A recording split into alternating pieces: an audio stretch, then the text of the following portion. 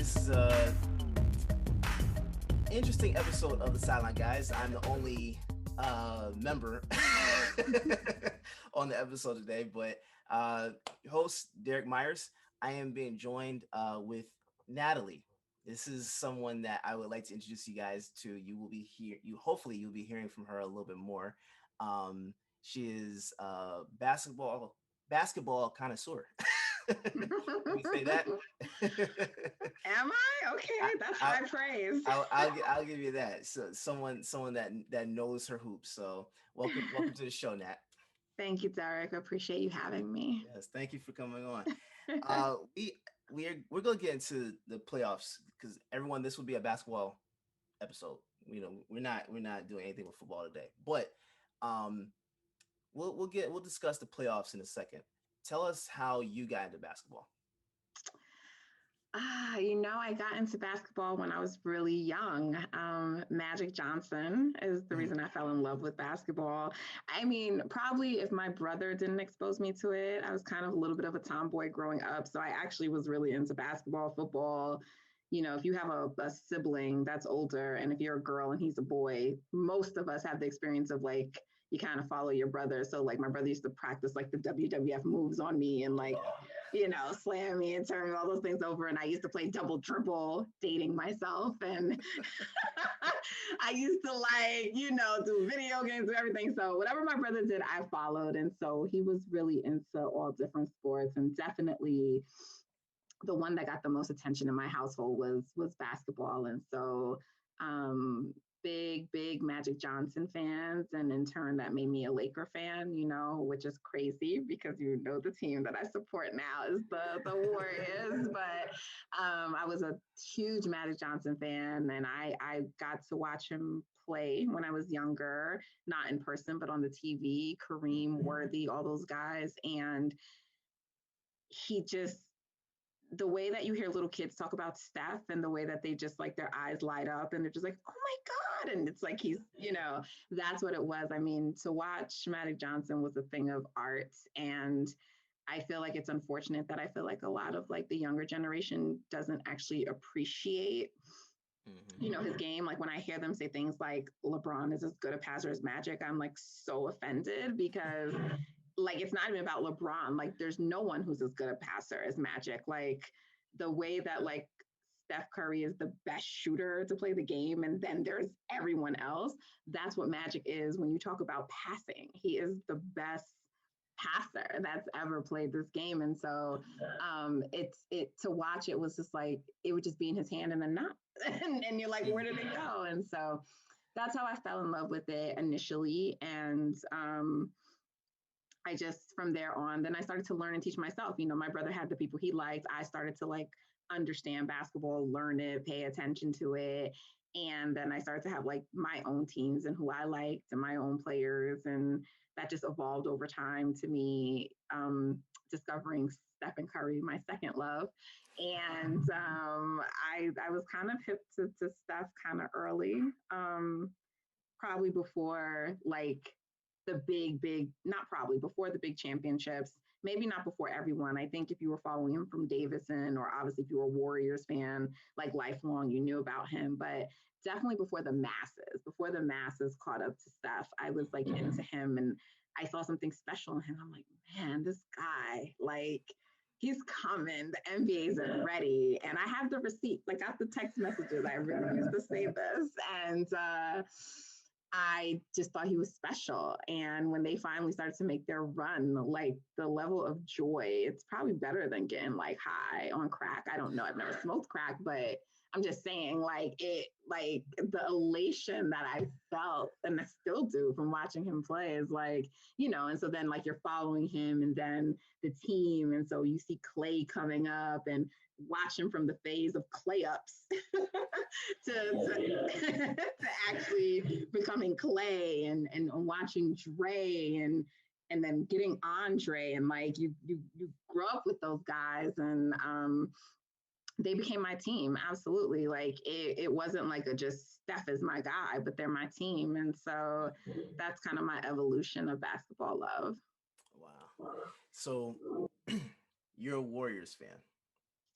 Warriors fan. I have a love too for the Celtics. You know, you're not allowed to admit you like more than one team, but Yeah. I definitely have a love for the Celtics. They're like my East Coast team, and then I have the Warriors. I definitely don't like when they play each other. Oh, okay. Yeah, and then I have like players that I like, but those are my two squads. So you wouldn't consider yourself a Lakers fan anymore. No, I haven't been for years. I That's mean, interesting. I try to still follow them after Matt. And again, I was young. You know, when you're young, you go through a lot of different things. I mean, there was definitely a phase I was not watching basketball a lot because like boys were much more important to me. You know, like you you go through different phases of life. Yeah.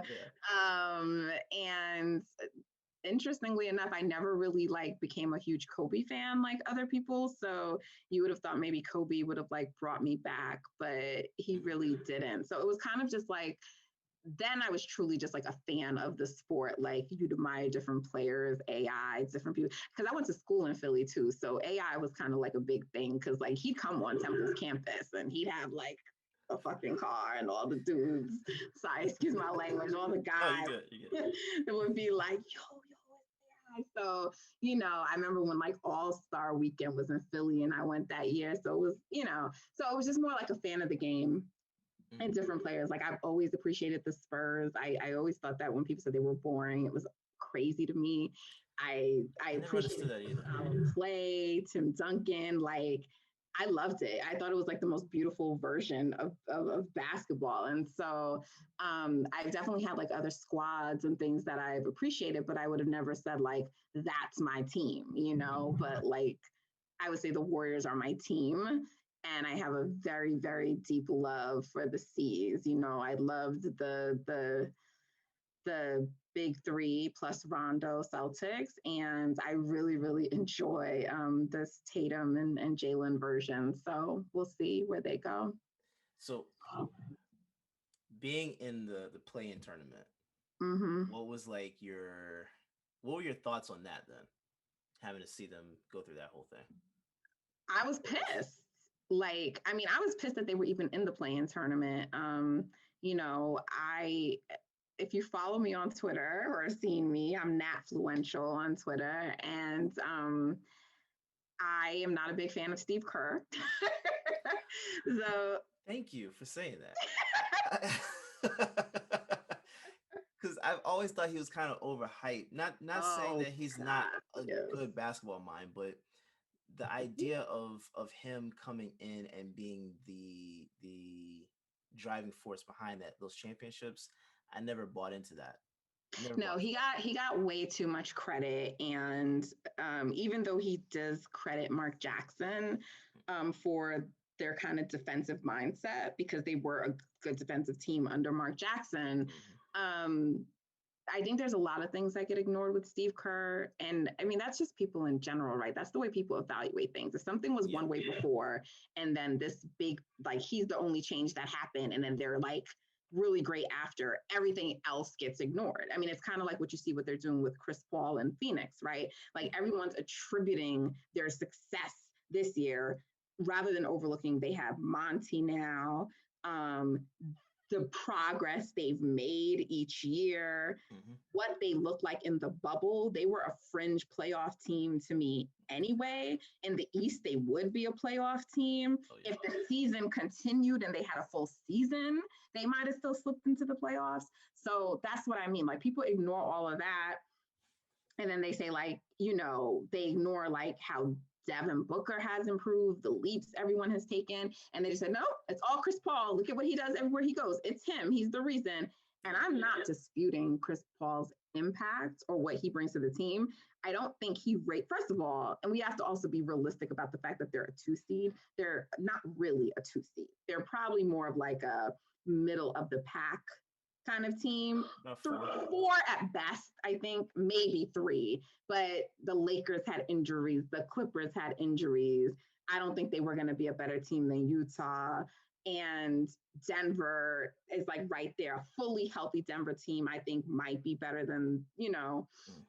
them. So I really don't think they're higher than four, to be honest. And they had some things that worked their way to make them a 2 seed. So people are just like, oh, they weren't in the playoffs last year and they're a 2 seed. Okay, like They're not a real 2 seed. Yeah. Let's we can use like common sense when we discuss them. And Yeah. he didn't raise, like, if anything, you're saying he maybe raised them from being like a 7 or 8 seed to being like a 4 seed, Mhm. right? And so that's his impact, arguably. But I don't think it was he took them from not in the playoffs to the 2nd seed. And so it's the same thing with Kerr. Go ahead.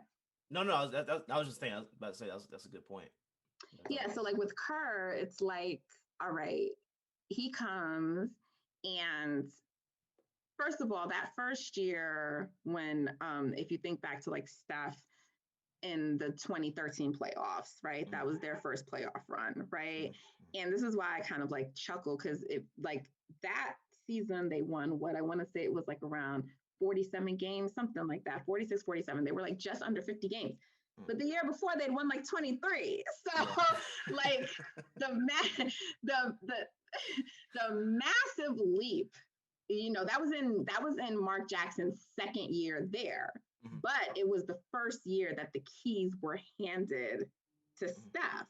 Mhm. And so they, Monte's gone, the team is Steph's, and they take this big leap. So that's why it's always laughable to me when people are like Steph had to prove he can carry a team, and then they'll tell me like Klay Thompson was on the team and Dre, and ignore the fact that like Dre was coming off the bench then, and Klay certainly wasn't who he was now. None of the three of them were even all-stars. Then they'll bring up that like David Lee was an all-star.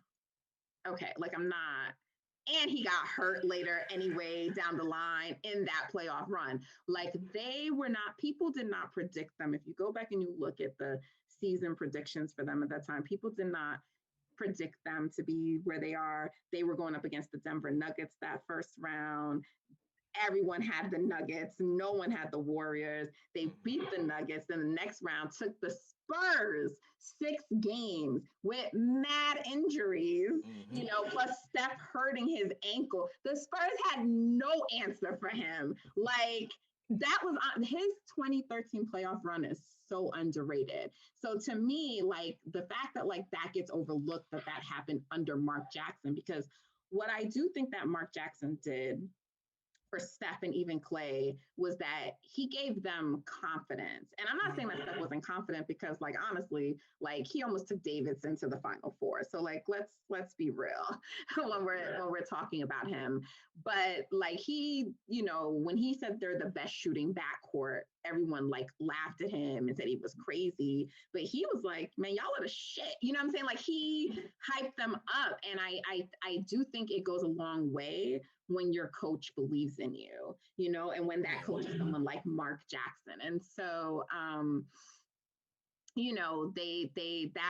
so I know that people felt it was like a letdown after that year for them to lose to the Clippers in the first round, but the Clippers were a great team. That series went 7. Again, there were injuries. Like when people just ignore everything else and they're just like, they lost in the first round. And I mean, I think the bigger issue was really that like Mark Jackson wasn't getting along with management. And so they let him go. And all these stories, which I'm sure are not by accident leaked about him. And, people just make it seem like he was this crazy man. And I wasn't involved. I'm not in the situation. But the one thing I want to say about that, which I think gets lost, is that the NBA is still a business. So people are just like, it's sports, it's whatever, but it's a business. And the front offices of the NBA, they function more like business, like corporate America, than any other aspect of the NBA. And I think people need to look at that situation from the lens of Mark Jackson being like a Black man operating in that situation. Like people think he's a conspiracy theorist and he thought all these things, but a lot of Black people function like that in corporate America. We don't trust them. We record conversations. We think they're out to get us. And there are things that they show where you're like, I think these people are out to get me. And so I'm not going to sit up here and just say like he was crazy for some of his beliefs. Whether he handled everything the right way, everyone's going to have a different view on that. But I can certainly see a situation where he's like, because if you look at the way that Warriors operate now, it's very clear that like Joe Lacob and the management want to be a part of everything.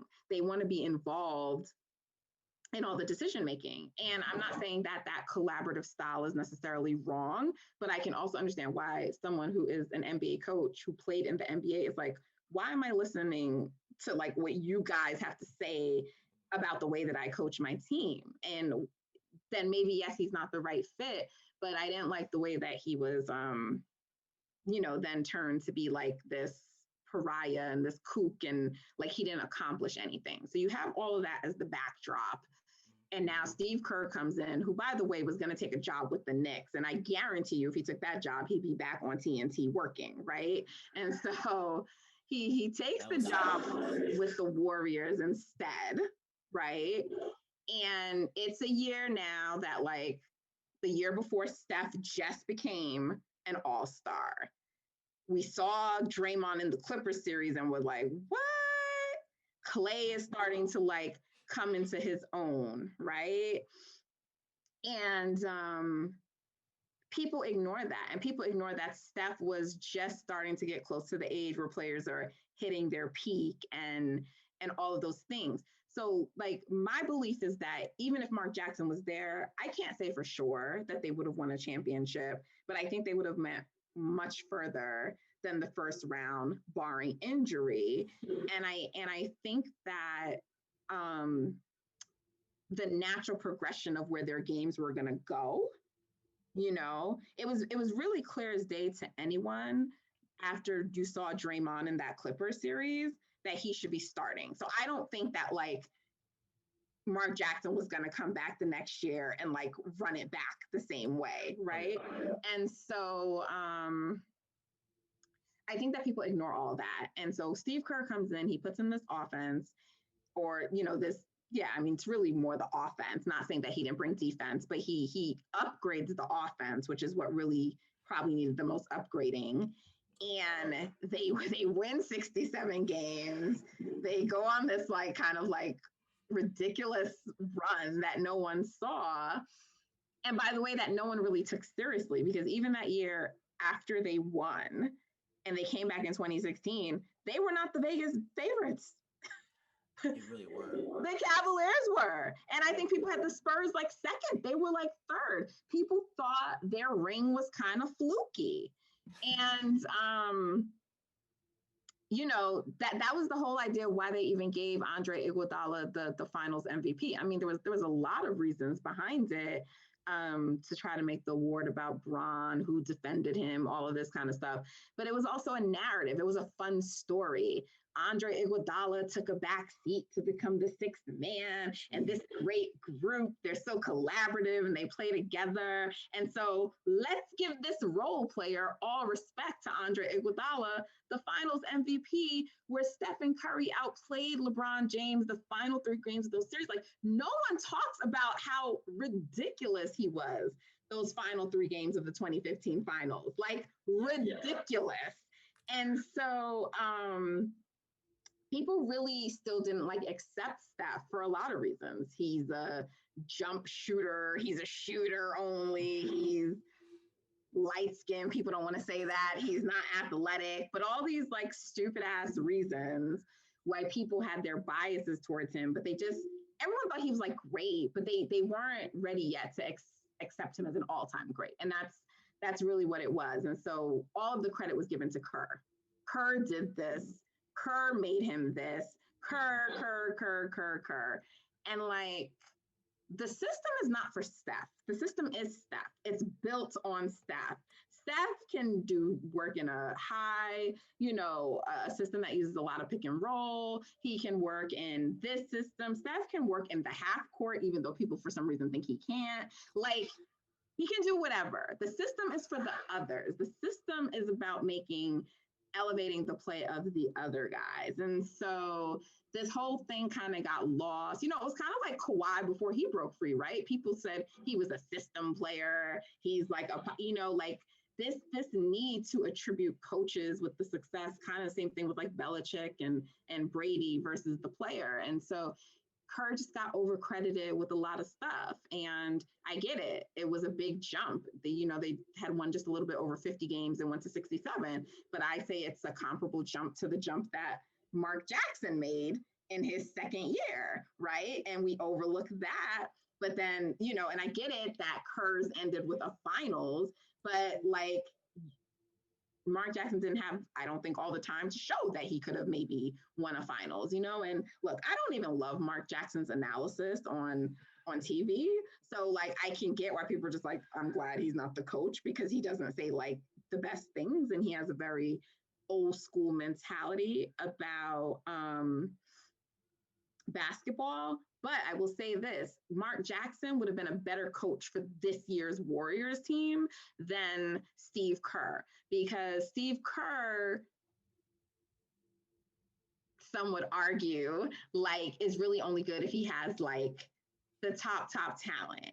And I'm kind of like, well, if that's what you need to be a good coach, then why am I considering you a good coach? You're just like every other mediocre white man who gets like the credit, like for doing things like way above like what you actually do, And of course, I'm never going to sit here and say I know more than Steve Kerr. He's a championship player. He's a championship coach. He played in the NBA.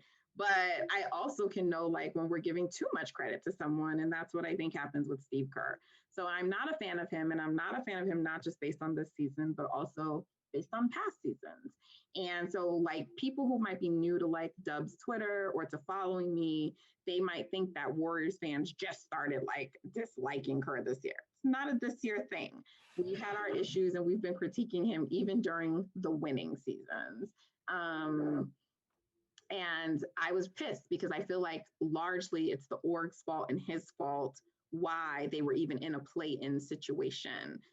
His refusal to play Steph a couple of extra minutes, the we're not chasing wins comments, like all the stupid shit throughout the season. And the thing about that chasing wins comment was like, this is so ridiculous because if you don't chase wins, which I'm not sure what else we're doing and playing the game for, but like if you don't chase wins, you're going to end up having him play extra games anyway at the end of the season because you're going to be a fringe playoff team. And that's literally what happens, right?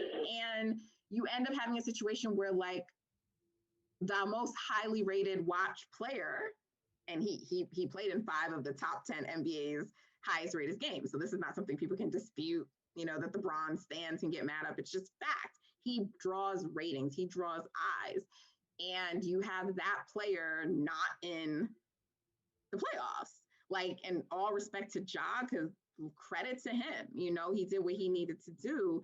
But I think most people would prefer to see the Warriors, particularly Steph, in the playoffs playing the Jazz. And so I think that's an unfortunate consequence. And then you also now have the idiots like, oh, look, he couldn't even get them to the playoffs. They were the 8th spot team. They had the 8th record. No other person had to do that plus do a play-in game. And he was in the 8th spot playing with a super thin team. By that point in the season, they'd lost so many guys. They were working an 8-man rotation that included Michael Mulder as a key rotation guy. Like, look at you. You're making your face like, who the fuck is even Michael Mulder? Exactly. Right? Like his team, and I don't want to tear down those guys because I don't believe in that, but he was working with guys who had all been in the G League. He was working with no spacing, and he was still able to get them there. The fact that Draymond can't make a fucking, shot at the end of the game with the lane wide open, a fucking layup, or just dunk the shit and draw the foul is somehow Stephen Curry's fault. And then this is what we get these stupid ass narratives about him not being able to get his team to, the playoffs when his win percentage when he actually played is higher than Russ's win percentage when he had his MVP season. And it's even a higher percentage than Bron in 2019 when the Lakers didn't make the playoffs. If you just look at the games Bron played in and you just look at the games Russ played in, and you just look at the games Steph played in, because people also seem to ignore that he missed 9 games this season, mostly because of that tailbone, his win percentage is higher than both of theirs. That's a That's a great argument. Never even thought about it like Listen, that. I'm well Yeah. versed in the arts of arguing for Steph. It also helps that I'm a lawyer, so Eh, yeah, that's hard to beat. Nah, so yeah, no, I agree with that. I agree with that. I think the Warriors going to actually be a lot. I think people are sleeping on the Warriors because of their situation this year and of course last year. Um, I expect Golden State to be one of the top teams again next year, and that's mainly because you're getting Clay back. Like you're getting Clay back. If you keep Wiseman, you have him. Um, God knows what your draft picks look like. Golden State, I think, has a bright future. I don't think that they're done yet, but personally, I would like to see someone else coach the Warriors. oh, I would like to see an actual like I would like to see Mark Jackson come back, to be completely honest. I don't think most Warriors fans would welcome Mark Jackson back, but like I know that he's getting a little bit of flack right now, but I would love to see someone like a Eric Spoelstra. To be honest, I'd like to see someone like a Mike Malone who used to be on the Warriors staff. That's a good choice. Um, I I am a fan of people who I think no matter whether you have the most elite talent or you have like average talent be able to coach. And I get the Mhm. argument that there's some people who are just better with the most best talent. And there are some people who I think you'd argue like are really good with like average talent, but then like when they get stars can't. I want the person who's a nice balance of the middle. And to me, the only two coaches that have actually demonstrated that in the NBA are Spo and Pop, of course. But Mhm. Pop seems to have maybe lost a little bit since his wife died. Yeah, Um, I think it's time for him to retire. yeah, so but like I think it's Spo and I think Mike Malone is one to watch because I mean, like whether people want to acknowledge Joker or not, like he's definitely a top 5 player in the NBA and he's in the conversation for like top 3 or 4. And so um that's developed under Mike Malone and he's still coaching with Joker and also they lost several players this year and they were still able to climb up from the bottom and then finish as a 3 seed. And so I think Mike Malone probably doesn't get enough credit for what he's done. And look, there could be others out there, but look, that's not going to happen. But yeah, no, I'm not. I mean, I think if the Warriors underachieve next year, I think that you will start to hear more questions about Kerr. I think he was obviously given a pass last year, and I think he got a second pass this year. But I think many more questions were called in. So there was more to call into question this year about his ability and what he was doing. There were little leaks and things that came out, and there didn't seem to be like the front office was always like aligned with him. And so I think there was more of a spotlight shown on where he might have some flaws and what he had to learn. So I definitely know he's going to be there next year, but I don't think he's going to be given another pass to underachieve. And I guess it depends on like what's underachieving because what do we think success looks like? What I didn't like about this year and what I don't like about next year is that there's a lot of you're getting Clay back when Clay comes back. So I feel like some people are severely underrating us, and I feel like some people are severely overrating us. People are like, Clay's gonna come back and like we're just gonna like move. And I'm not really comfortable with that because first of all, I don't even think Clay is the only like thing that needs to improve. But I because agree. the thing about Clay, right? And I love me some Clay. So oh God, if Warriors fans hear this, they're gonna like, attack me. But Clay is Clay is like never criticized. He doesn't catch like any flag. It's game 6 Clay. Clay is cool. And trust me, those game 6s were mad important and we needed them. So he's a legend. I'm not dismissing that. But take a look at like the rest of Clay's games and playoff series. Like he's has not even usually met his regular season totals and averages. Like he Mhm. struggled. And like when people would argue about KD coming to the Warriors, one of my counter arguments was always Steph never had a real number 2. Like, you can say that Clay was his number two, but I would argue that he wasn't a true number two, because if he was, why didn't Steve Kerr go to him in the 2016 finals when Steph was struggling? Why weren't more plays called for him? Why didn't he take control? Why didn't that happen?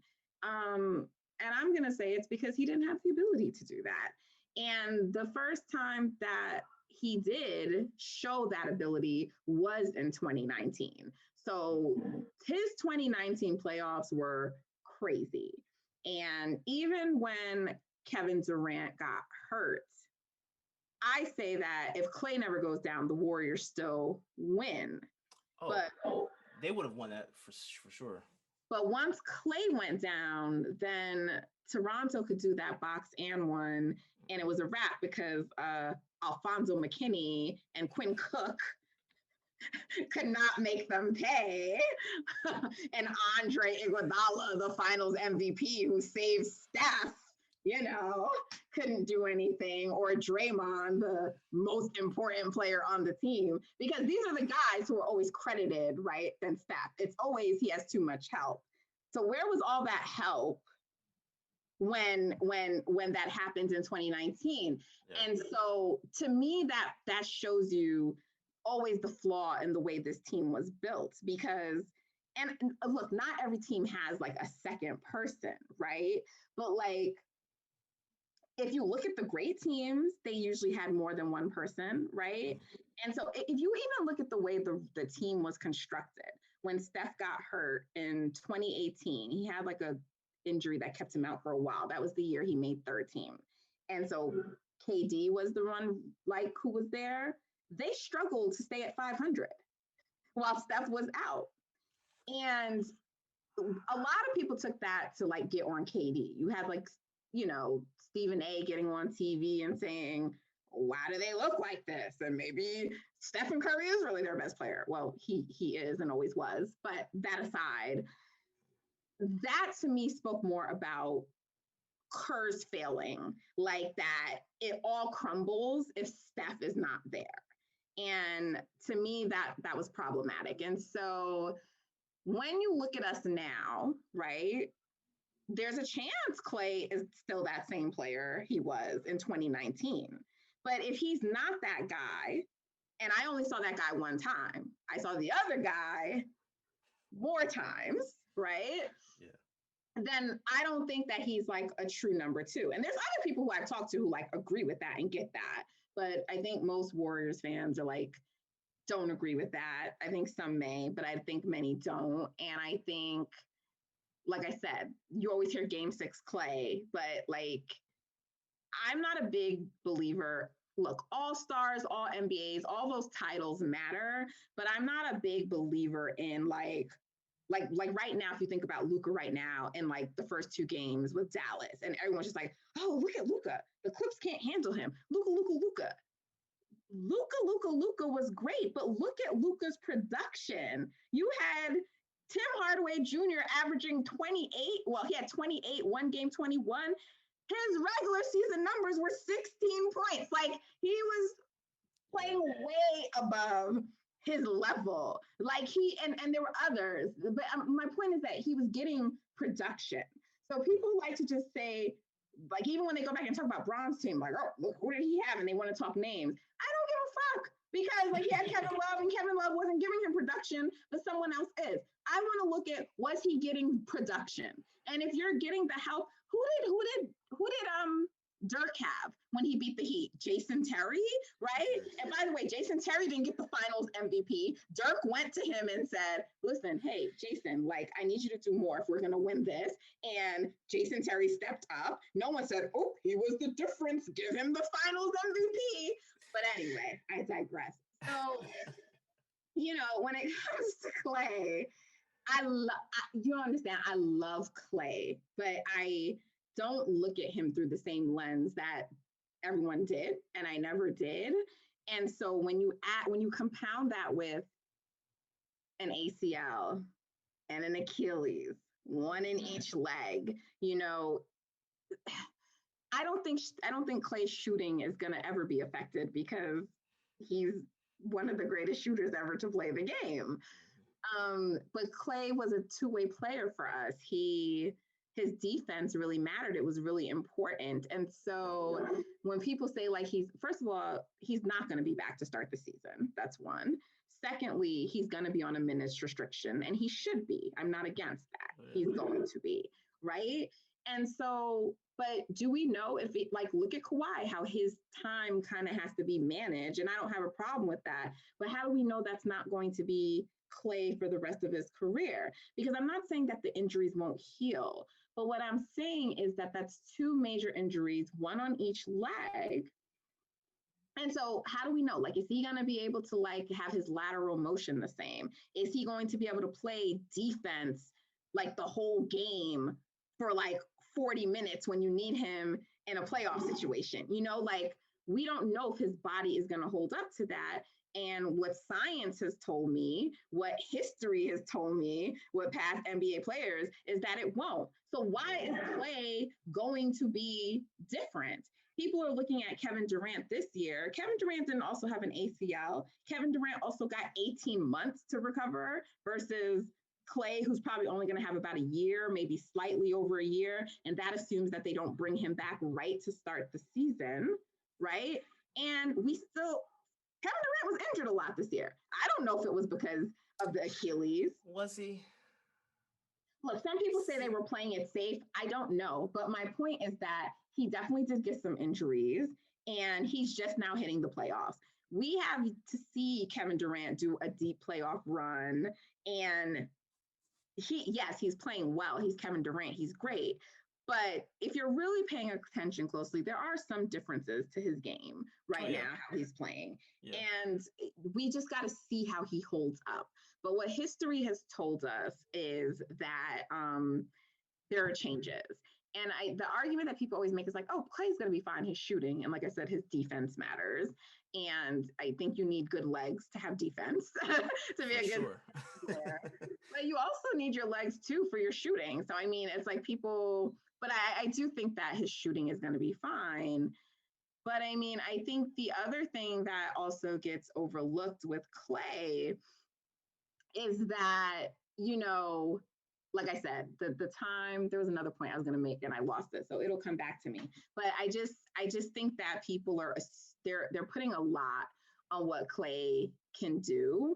And, I know what it is. The other thing people always talk about is like, well, Klay's game doesn't rely on his athleticism. So, but I actually think that hurts Klay more than it helps him. Because if you look at a player like John Wall, if you look at a player like Dominique Wilkins, those were the successful. Dominique Wilkins is really the main person who people point to as a success coming back from an Achilles, right? Mm-hmm. He was a freaky athletic player, right? And so even if he comes back losing some of his athleticism, he's still going to be really, really good because he was freaky athletic. Okay, I see where you're going with this. Right. That's not Klay's. Klay doesn't rely on athleticism, but that's also like not his build. Like that wasn't his body. And so when someone like him loses some of that, how good is he going to still be? Maybe he's going to still be great. I just don't know. So like, I got to see it.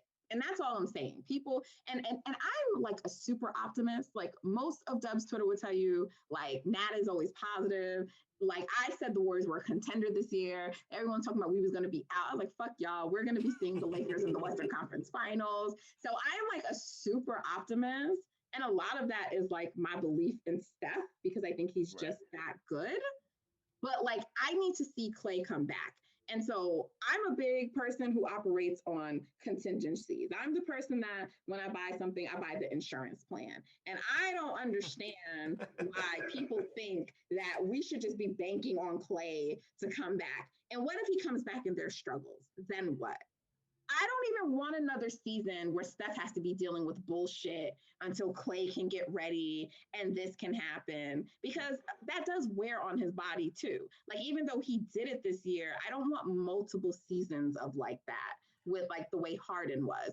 So I want another wing on the squad, and I'd like a playmaking wing because again, I love Clay, but he's not a playmaker. He can't dribble. Someone had this tweet that was like the funniest thing in the world. They were like, Clay dribbles like a Republican. Like, let's just be real about like, Clay is not a playmaking wing, like he has his limitations. And so I want someone who can come out there and play defense and score.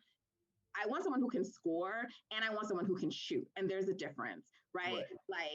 Like when people like knocked Andrew Wiggins this year, and I love Wiggins, I'm a fan of him. I'm like, I get that Clay is the better player. And 100 times I would choose Clay. But I don't want us to overlook that Andrew does bring things to the table that Clay does not.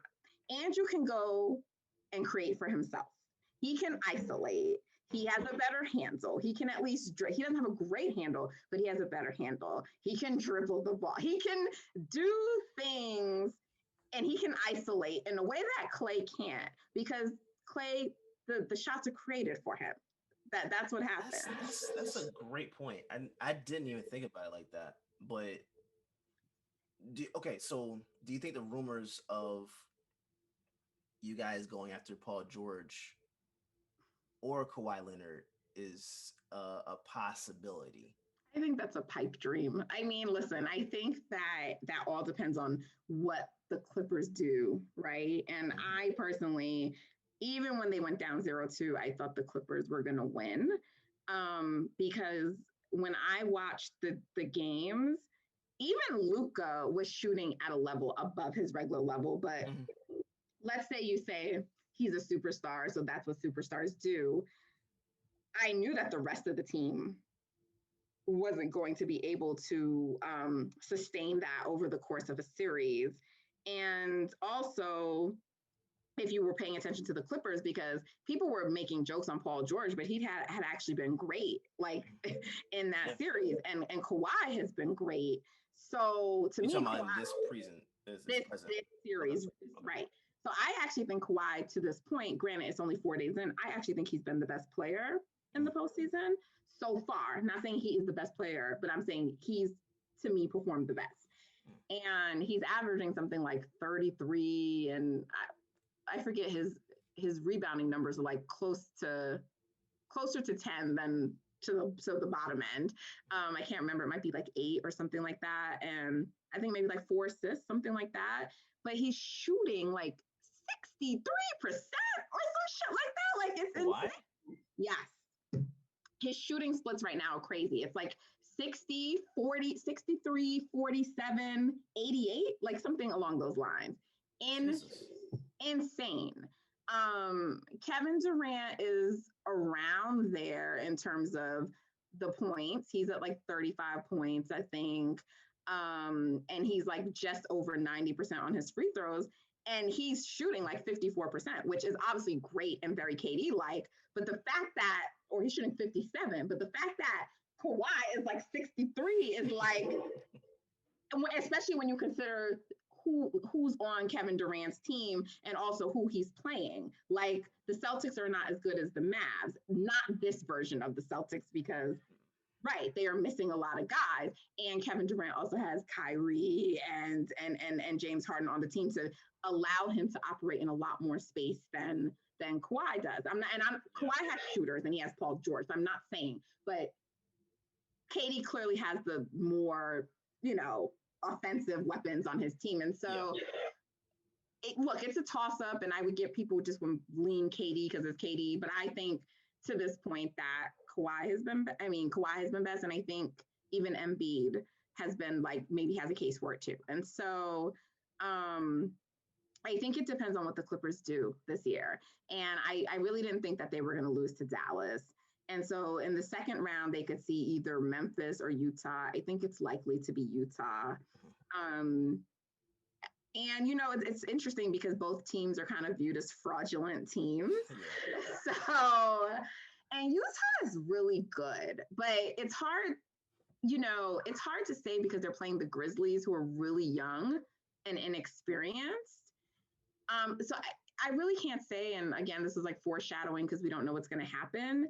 but I still think that I would pick the Clippers in a series if it was versus Utah. So I don't see how you can maybe get to the Western Conference Finals and and who knows if it's even going to be the Lakers there. I mean, that's what everyone was assuming, but AD is out for the next game. I think Out, yeah, yeah, he's out. yeah, I think there's a strong chance that the Lakers actually don't make it out. And so then you're talking about who are the teams remaining. The if you if the Suns, if the Blazers, or if the Nuggets, those are one of the three teams that would be on the other side. Mm-hmm. I think the Clippers beat any of those teams personally. That's what I think. And so um then they'd make the finals. So even if they lose, it's hard to see a trip to the finals with them losing as a blow up the team, we underachieve. So a lot of that talk about Paul George and Kawhi was all based on how they were looking in those first two games. And everyone was like, oh, if they get bounced in the first round, it was also premature. So I didn't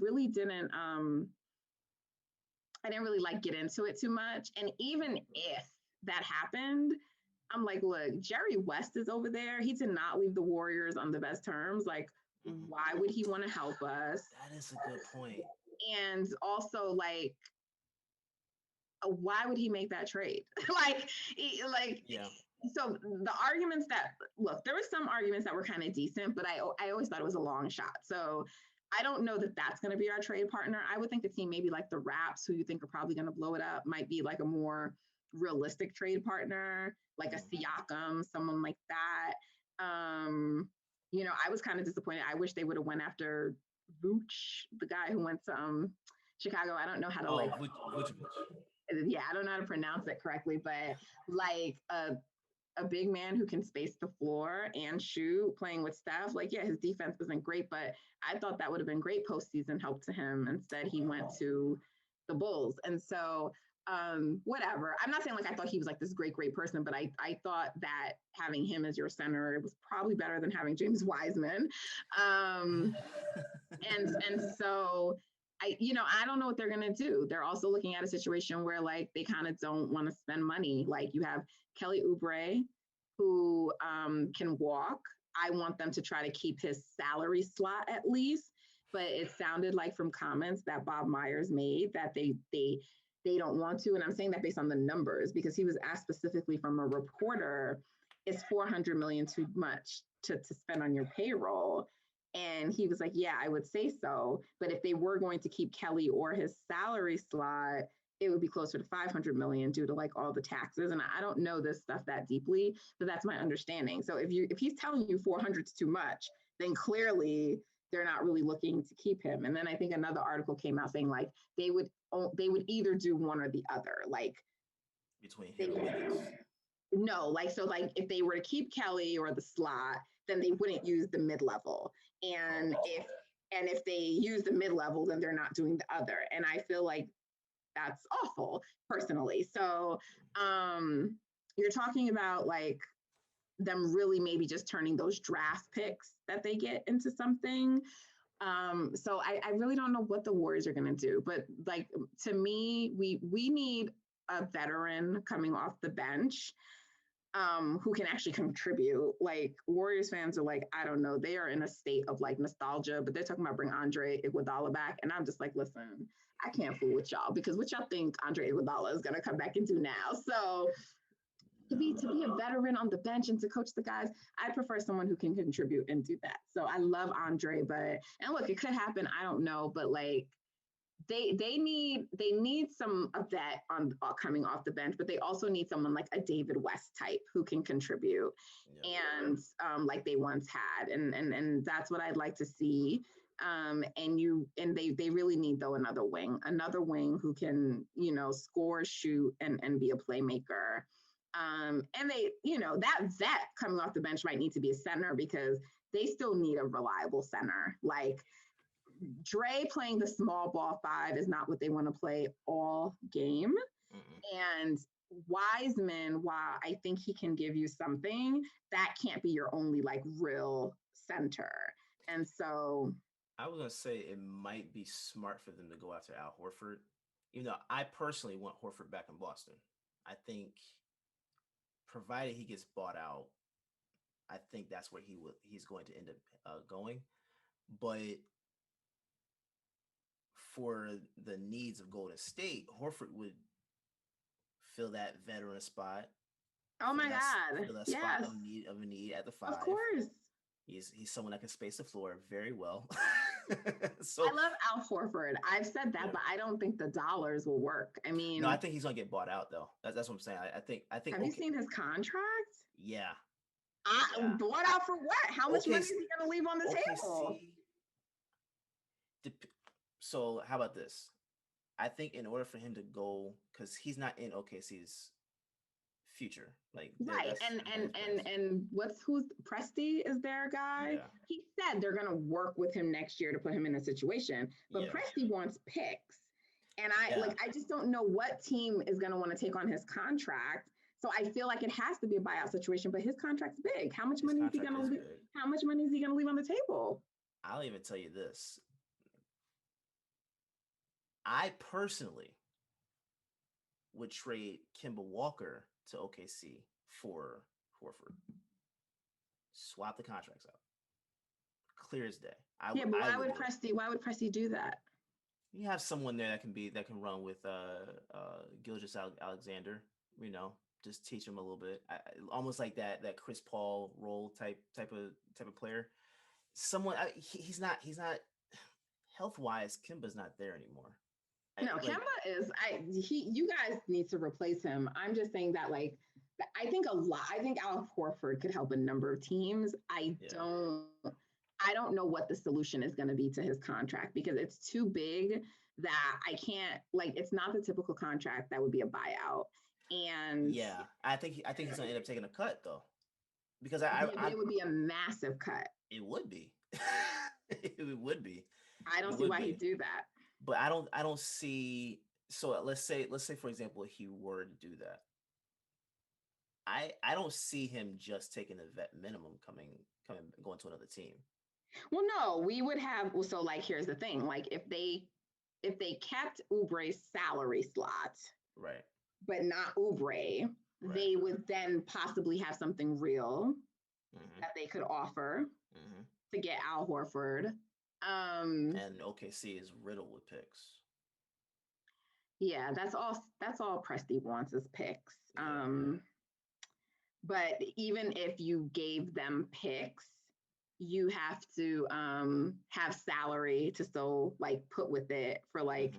to trade for Al Horford if that was the way you were going, which would mean sending out someone like Wiggins and we need to keep Wiggins. So So who else is expendable outside of Oubre and Wiseman? Because I'm assuming you would want to keep Wiseman with Horford.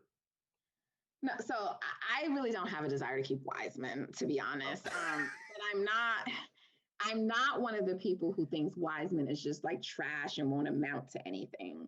What I do believe is that you're not going to realize the potential of Wiseman for at least 2 to 3 years. And so it just, the timeline isn't right, you know? Maybe it's coaching too. Oh, it's absolutely coaching. Because coaching is a large part of it. And also only having played 2 games and getting COVID and not being able to do camp. There was so much that happened to Wiseman this year. So I really don't like when people just shit on him. Yeah. Nonetheless, because the Warriors were going to bring KG in to work with him this offseason, which I loved. And then he tore his, what did he tear? His meniscus? Was that what it was? He got injured again. Yeah. So they think that was the good news that was recently reported that he's going to be ready possibly for training camp. But again, it's he was going to work with KG and now that's a missed opportunity. I mean, because Bob just said we were going to bring KG in, but the thing is, if you're going to put him out there with KG, he has to be ready. Oh yeah. To go. So he was okay, maybe we'll bring David West in to work with him, but working with David West is not the same as KG. So, but either way, I mean, Wiseman's really raw, and I expected him to be raw, but what I was hoping for in the early days of Wiseman was a Clint Capella type. What he at least used to be in Houston back in the days. Okay. Loud threat, can get you some blocks, that kind of a thing. I just thought, I didn't think that was his ceiling, but I thought like, surely he can be a lob threat and block some shots and rebound. Yeah, because Like, they haven't had that. They right. haven't had that in a while. He was none of those things. and so that just lets you see that really, even those basics, and maybe those aren't basics, maybe that's me being unfair to him, but I didn't, and then Kerr was trying to like turn him into Hakeem, he wanted his back to the basket, and then he also wants him to pass like Bogut. Like, I mean, he was putting a lot on the kid. And so yeah, I don't have a problem with them trading Wiseman. And at least right now, their position is that Wiseman won't be included in any trades unless it's like a big star. I don't think they're going to consider Al Horford someone like that. And so now look, that position can move and change, but I think if they start to find out that Al Horford may be a buyout candidate, and they think there's like a real number they can like get for him, then maybe that might inform like some of their decisions and what they do. But I don't know. And I also don't trust this front office. So I'm a little nervous. I mean, but if you think about who Steph will have for next season, I actually think Steph, Clay, Andrew Wiggins as your third option is actually like pretty damn good team. Yeah. You have Dre still anchoring the defense. You have JTA Juan, who was like a really big finding for us this year. And he got his contract. So we have Juan, who's kind of like I don't like to say the poor man's Andre Iguodala. I hate that poor man's thing, but that's, he's like a lesser Andre Iguodala, but he's like, his IQ is super high. And look, I slept on Juan. I wasn't a believer in him. And he ended up being great. So you have him, you have the Poole, Jordan Poole discovery, which was huge. And I think he's going to only elevate again next year. Like, I would love if Jordan could turn into like a CJ McCollum, like if that was like his ceiling and you have him as like your sixth man, that's pretty good. I mean, shit, even if he was like, what's the one who just went to Atlanta, the one who's always sixth man? Williams. Yeah, I mean, I would like him to play some better defense than Lou, but even something like, I mean, any of those, that would be like great. So, but I Poole is promising. So you have him. Those are your main guys. Everyone else right now, I don't know. Like Eric Pascal is not giving you much. And unless he actually learns how to shoot threes. In fact, I just wish he would change his whole shooting form because I hate that kick out shit that he does. Have you watched his? It's disgusting. I mean, he has a pretty reliable mid-range, but like on this team, he's going to need to like learn how to space the floor. So if Oubre isn't going to be back and coming off the bench, who do you have? David Lee, Bazemore, who is a freaking moron, but in limited minutes, Bazemore is good. Like if he's like your 8th or 9th guy in limited minutes, when he has to start playing all the minutes later, good Lord. So, I mean, they have some decent pieces for the bench, but they need like 2 more like real guys. And so I don't know where that's coming from. I think that's going to be interesting to see what happens with you guys next year. Because I can't call it. Like, I was trying to think of like a prediction for Golden State. I can't think of anything. No, it's going to be hard to make predictions for them until we see what the roster is going to be like. And that's why I'm a little, look, the team is going to be much better. And I feel like with Steph, and you consider what he did this year, you're always going to have a chance, provided barring any injuries, right? But it's a matter of like how they fill in on the margins. And I think it's going to be something to watch too, what happens with the other teams in the league, right? Everyone is just making this assumption the Nets are going to win. But what if they don't win? I mean, I don't see them breaking it up this year, but what if they don't win? What is that going to mean for their season? How are they going to change that team? If the Bucks do lose to them again, what is that going to mean for that team, right? If the Lakers do drop out after this first round, what is that going to mean for them? Because LeBron left Dwayne Wade because he couldn't stay healthy. Is AD going to be there, or is he going to get shipped out? So I think you also have to understand like what's going to happen with other teams as well to kind of know like what things are going to look like, you know? So I actually don't think that there's any. I think the best teams right now are honestly in the East. I never actually thought the Lakers were the team that everyone was making them out to be. Great defense, never a great offense. And what if the Clippers do get over the hump and they look like a really great team? You know what I mean? Mm-hmm. So there's too many. You have to see how the postseason plays out and what Golden State does before you can really kind of get an idea of what they're going to be. But people just saying like, oh, Clay, you know, if Clay comes back and he's Clay, then yeah, I think that no one has proven really that they can be those three. You know, I 2016 does not count to me. Like Stephen Curry was injured. Like I don't want to hear shit. Like yes, they won, they came back. Yes, all of that, credit to them. Bron and Kyrie were huge. Kyrie hit the shot. Credit to them. Yes. A lot of things had to happen for you guys to still pull off that win. Wasn't it the year when he injured his elbow? Who? Going against Steph.